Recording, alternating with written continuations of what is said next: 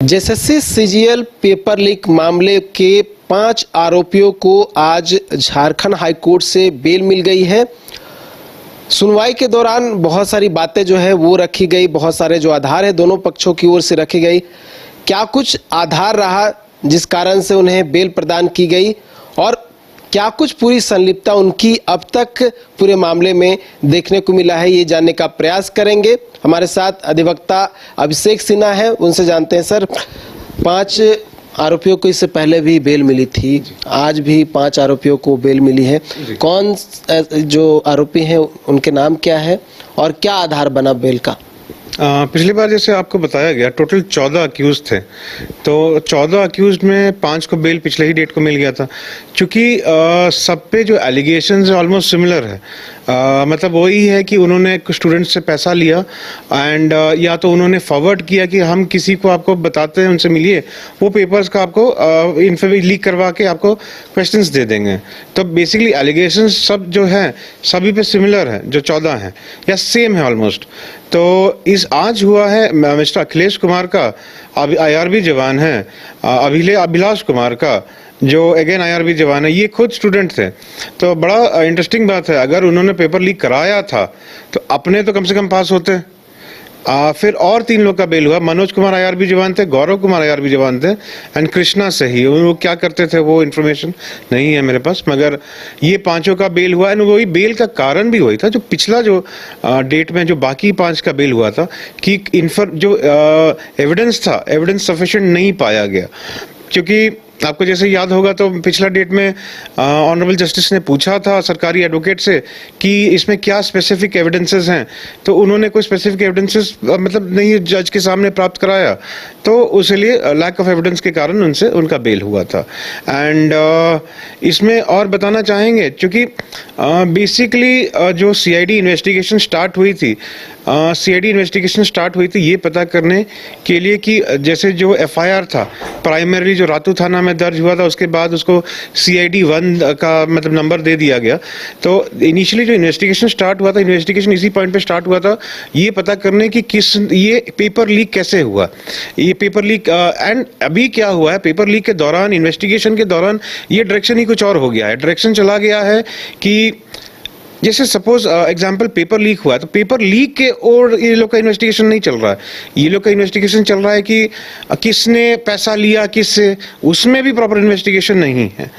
तो बेसिकली जो बड़े बड़े इन्वॉल्व हो सकते हैं, तो जैसे पूर्व एजी सर जो कर रहे हैं इसमें, जो डायरेक्शन में जा रहे हैं सीबीआई इन्वेस्टिगेशन के लिए, हमको लगता है वो बहुत सही डायरेक्शन है। एंड पुलिस का इन्वेस्टिगेशन ऐसा होना चाहिए क्योंकि एक जल्द क्लोजर मिलना चाहिए। ऐसा नहीं कि आप खींच रहे हैं तो एंड नो सोल्यूशन, कोई सोल्यूशन मिल ही नहीं रहा है। तो हमारा वही कहना रहेगा कि सीआईडी इन्वेस्टिगेशन तो मेरे हिसाब से इसमें पॉइंटलेस रहा है। बिकॉज जो आरोप है, आरोप कहाँ से स्टार्ट होता है कि एक एग्जाम चल रहा है, एग्जाम के दौरान कुछ पेपर कहीं गिराया पाया गया या फेंका पाया हुआ गया एंड उसमें क्वेश्चंस लिखे हुए थे। तो कहाँ से लीक हुआ, कौन ऑफिसर्स इन्वॉल्व थे एसएससी के लीक करवाने में, वो नेटवर्क क्या था लीक होने का, एंड ये अभी इन्वेस्टिगेशन कोई और डायरेक्शन चला गया। एंड फर्स्ट ऑफ ऑल तो चलिए मैं एक और चीज़ बताना चाहूँगा, अगेन मेरा पर्सनल व्यू है, बट देन उसमें दैट कैन बी इंटरप्रेटेड, बहुत तरह से इंटरप्रेट हो सकती हैं कि ये जो एफआईआर ही हुआ कि एक पेपर पाया गया ऐसे, तो कहीं ना कहीं हमको वो समझ में नहीं आया। वो एफआईआर बहुत वेग है। चलिए एफआईआर के बाद मतलब वो कंप्लीट एफआईआर हुआ, उसके बाद ये लोग ने इन्वेस्टिगेशन किया, इन्वेस्टिगेशन भी मतलब एकदम कोई डायरेक्शन नहीं जा रहा है मतलब उसका। तो जी, ये आरोप लगा कि नेपाल ले जाया गया था और इसमें इनकी संलिप्तता रही है। देखिए जहाँ तक मेरे क्लाइंट्स का इन्वॉल्वमेंट है, ठीक है, देखिए ये तो सब जवान थे, ये तो आईआरबी का ये लोग पोस्टेड थे, कोई श्रीनगर में पोस्टेड हैं, कोई गिरिडीह में पोस्टेड है, कोई रामगढ़ में पोस्टेड ऑफिशियल ड्यूटीज़ में। तो ये लोग का तो इन्वॉल्वमेंट हो ही नहीं सकता है। बिकॉज ये लोग का जैसे आपसे भी बात हुआ था और लोगों से बात हो रहा था इन डिटेल डिस्कशन में कि ये लोग का कैसे रोल दिखाया गया कि ये लोग ने जो कैंडिडेट थे वो लोग को ले गए अलग अलग जगह, नेपाल, बिहार, वो लोग को बंद रूम में रखा गया, वो लोग को क्वेश्चंस रटाया गया, ठीक है। तो इनका तो इन्वॉल्वमेंट है नहीं, इनका इन्वॉल्वमेंट इस एफआईआर में अगेन अनक्लियर है। तो इस मेरे क्लाइंट्स तो not involve, other than this हमारे क्लाइंट्स को छोड़ के ट्रांजैक्शंस हुए वो, देखिए ट्रांजैक्शंस भी इन लोग किसी का है नहीं, जितने अक्यूज्ड हैं 14 में ये लोग का कोई ट्रांजैक्शन, कोई कंप्लेनेंट नहीं है। कि हम लोग ने कोर्ट में जो बातें रखी कि इसमें कोई कंप्लेनेंट नहीं है, कोई मनी ट्रेल नहीं है, ये लोग ने क्या किया है, जैसे हम लोअर कोर्ट में भी इसको फॉलो अप कर रहे थे इस केस को, तो लोअर कोर्ट में जो लर्नेड पीपी थे उनका कहना था कि मतलब एक जो उसमें मेन अक्यूज थे, उन्हें क्या नाम था, शशि भूषण, शशि भूषण का अकाउंट में इन में से किसी में से पैसा आया हुआ है। जो दूसरे को अक्यूज्ड हैं उन्होंने शशि भूषण के अकाउंट में कुछ पैसा डाला हुआ है। तो ये बड़ा मतलब आपसी ट्रांजैक्शन है, कोई स्टूडेंट का ट्रांजैक्शन नहीं है, कोई स्टूडेंट का कंप्लेंट नहीं है। वो लोग ने मेरा क्लाइंट का पिटिशनर्स का फ़ोन सब लिया हुआ है, तो जब फ़ोन लिया हुआ था उस फ़ोन में कोई क्वेश्चंस नहीं है। मगर मैं जब लार्जर इशू बता रहा हूँ तो लार्जर इशू में यही देखना होगा कि अभी क्यों नहीं सीआईडी, मान लीजिए जो जीएसएससी के या तो मान लीजिए ऑफिसर्स थे, जो सीनियर जो उसमें जो एग्जैक्ट एग्ज़ाम कैसे कंडक्ट होता है, क्वेश्चंस कैसे, कौन क्वेश्चंस रिलीज करता है, क्वेश्चंस कैसे, क्वेश्चन पेपर्स का सेट्स कैसे बनता है, आंसर्स कैसे उसमें मतलब चेक होते हैं, तो वो पूरा जो एंटायर जो प्रोसेस है वो कैसे उसको आगे बढ़ाया जाता है, तो उस चीज़ में कोई इंक्वायरी हुआ नहीं। एक बहुत बड़ा वेग एलिगेशन है इसमें कि क्वेश्चन सेट नॉर्मली क्या होता है, पेपर 1 पेपर 2 पहले होता है, पेपर 3 बाद में होता है। इसमें एक एलिगेशन वो भी है कि पेपर 3 आप पहले करवाए हैं, क्योंकि जो रटा हुआ क्वेश्चन है वो भूल जाएंगे शायद, इफ आई एम राइट। तो उसमें वही था कि उसमें इन लोगों का क्या रोल हो सकता है कि ये लोग तो बेसिकली अगेन कॉन्स्टेबल्स हैं। मैं अगेन लार्जर इसमें जाऊंगा कि झारखंड में आए दिन यही हो रहा है, एग्जाम्स में मतलब डाउट्स उठ रहे हैं, केसेस हो जा रहा है। तो अभी अगर कोई केस में, अगर कोई एग्जाम में अगर कोई कुछ होता भी नहीं है तो केसेस हो जाते हैं इतने। तो ये झारखंड सरकार को अगेन बहुत मद्देनजर रख के मतलब एग्जामिनेशंस को फुल प्रूफ बनाना चाहिए। जैसे यूपीएससी में हम लोग का ऐसा एक फेथ है, एक स्टूडेंट का अगर नहीं होता है यूपीएससी एग्जाम में, वो समझ जाता है कि उसके काबिलियत में कोई कमी है या तो उसके एग्जाम में कोई तैयारी में कोई गलतियां हैं। मगर झारखंड स्टेट में ऐसा हो गया है कि बहुत सारे कैंडिडेट, जैसे जब हम ही लोग यंगर थे, हम लोग कभी स्टेट सर्विस के लिए ट्राई ही नहीं किए, क्योंकि हम लोग जानते हैं, एंड ये एक माइंडसेट हो गया है।